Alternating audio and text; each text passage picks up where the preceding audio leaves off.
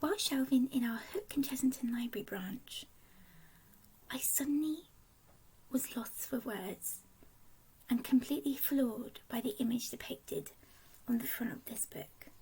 Here I stand, stories that speak for freedom. Who is this person? What change and restrictions are they fighting against? And what are the powers that seek to control them, to hinder them, to hold them back? Upon opening this book, I was floored. Here we are presented with not only short stories, but very striking poetry by 25 leading authors. You might recognise some of their names: John Boyne, Neil Gaiman, A.L. Kennedy, Barley Ray, Tim Wynne-Jones. Maybe you have not read their work before, but as a collection, they will go down in history for being the much needed voice for those who are still in the dark. They can't see the light because they are a victim of homophobic attacks. They are trying to break free from a slave trade, which is still very much happening between children and adults, being snuck into countries across the world, being robbed of their freedom, their childhood even. We meet families who have to make this difficult decision to leave a home, a simple home, but that was filled with love and had generations of family live there. And they have to leave because there's a natural disaster such as a huge oil spillage, and it ruins the rivers, and it destroys all the fish, the livelihood of the community, and deprives them of their fundamental water supply. And you are horrified to see how these huge global organisations do not take responsibility and do little to support rescue efforts and to help the innocent victims of disasters. This book does not hold back.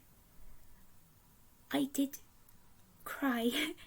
I couldn't put it down. I'd finished work, I'd reached my car, and I was just like, right, one more chapter while I've still got some natural light. And I cried in my car at the injustice and the lack of humanity and compassion, and so much corruption is out there. This book gives you some very shocking insights to the fact that we must not get comfortable. There is so much happening all around us. As much as we close our door at the end of the day, pull our curtains shut, and we may be safe in our own little bubble, there are many who are not that fortunate. We must keep an eye out for daily signs that someone is in need of help. We together, as individuals, as a whole family, as a community, must educate ourselves into what charities and organisations are out there to support those in need. We must pick up books like this and educate ourselves so that this horrible history may be wiped out for good. All I can say is thank goodness that Amnesty International UK edited this phenomenal read. Who are Amnesty International? They describe themselves as a grassroots organisation that is 7 million strong across the world, who fight for the fundamental human right of each and every one of us. We must not give up this battle. We must ignite the flame and the courage within each of us to protest, to educate, to spread the word, and to end injustice. This book has a T+ sticker with a black background to signify, although it is suitable for a teenage audience, I believe the children must be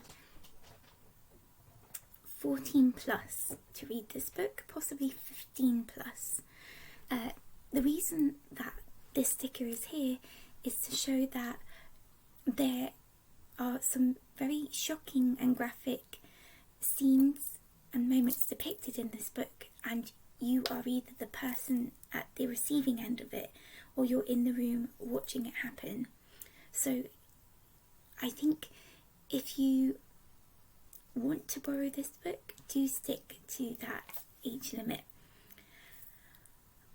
I'd encourage you to reserve it on our library catalogue. There's several ways you can do this, from our library's website or from the My Library app. Just type in some keywords from the title, or you can type in the author's name of John Boyne, which is the first author that this book was catalogued under, and you will see that there are several copies of this book readily available for you to reserve. It is free because it is a teen book, and because we were in a second lockdown, you would be contacted by the relevant library staff to say your book is available for collection, and would arrange a time slot to come and collect the book in accordance with our Ready Reads opening hours for our Surbiton, Hook and New Malden branches.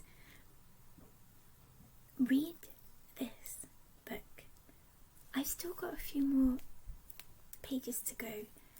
It's a very quick read, one you will not forget, and definitely one you feel empowered to look out for others and to continue to make a positive change. Be sure to visit the Amnesty International website. They are fundamental. They are an organisation that are supporting themselves with funds that are raised through charitable donations and fundraisers. They do not accept donations of money from leading organisations, businesses or certain countries, so that they remain impartial and are a fair organisation. Thank you so much for watching this video on the Kingston Library Services Facebook page and YouTube channel. I hope that it will definitely inspire you to read this book, because I certainly am glad that I have. Thank you very much.